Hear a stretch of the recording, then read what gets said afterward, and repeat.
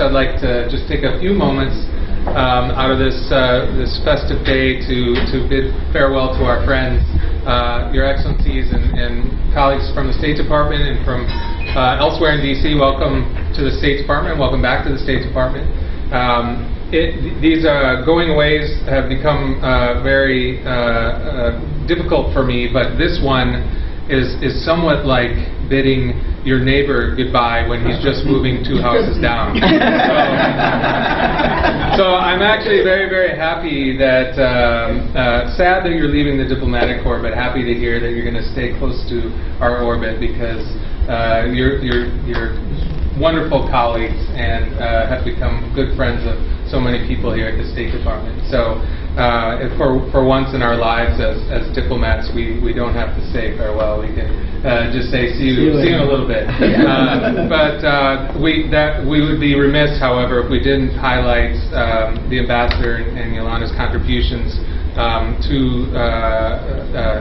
to the diplomatic corps, to their country, and the true patriots that they are, that the ambassador is, with all that he has accomplished in his 2+ years in his job. And I know Linda will probably highlight that a little bit better, but if I just as one small point of personal privilege, when my wife works for MCC, and they always said that Benin was one of their favorite partners,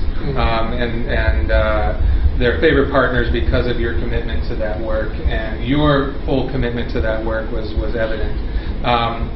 Your commitment to protocol was what really endeared you to our office. It was great to see you on so many of our excursions as we traveled around the country to show people who understand the United States probably better than we do more of the United States. But it was always great to have you on those trips and to have you as part of our programming throughout the last couple of years. I think I learn more from you than you probably ever do from us, and for that I'll always be grateful, and for you guys in particular. So I will stop talking. I get weepy at these things if I go on too long, and we want to give you guys a chance to talk too. But first, let me introduce the Assistant Secretary for African Affairs, Linda Thomas Greenfield, offer a few words. Good. Thank you very much. And let me tell you, this is a sad moment for me. And we're having more and more of these sad moments almost every week as some of our ambassadors are ending their tours and moving on, and I have the equal problem that some of my American ambassadors are retiring, and I'm having to go to retirement ceremonies. So I've learned now how to hold back the tears, but it doesn't change the fact that this is a sad moment for us. Ambassador Aruna and Yolanda, what is interesting about the two of you is that you were part of our community already. You were part of the Africa advocacy community, the Friends of Africa. You were around, we knew you. The silver lining in all of this is that, as Ambassador Suffer said, you will still be among us, still be a supporter of Africa. But the last 2 years, you've shown us something new. You've shown your skills as a diplomat. And none of us expected, being that you had never served as a diplomat before, that you would fall into the role so seamlessly and take on the responsibilities of representing your government here in Washington. And we accomplished a lot in these 2 years. We were here with your former president, signed the MCC Compact, and we saw your country go through an election process that showed that Benin is a democracy and will always be a democracy. We worked on tough issues together where you really took us seriously.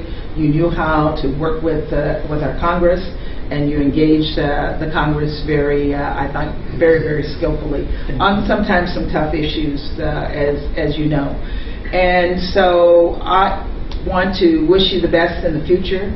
I implore you to stay engaged with your country's relations with us, but even more importantly for me, to stay engaged on Africa. You know the continent, you know us, and those two pieces of knowledge are really important for us to have a successful Africa policy in the future. So I want to wish both of you the best of luck. We always say, Yolanda, that our ambassadors' wives are unsung heroes who really support the success of our ambassadors, and sometimes We have ambassadors' husbands, in the case of some of the women here, and myself included, but that the ambassador's spouse really is the person that ensures the success of your missions when you're overseas. So I also want to take the opportunity to thank you and to wish you well in the future and hope that you too continue to be engaged with the African community in the future. So thank you very much.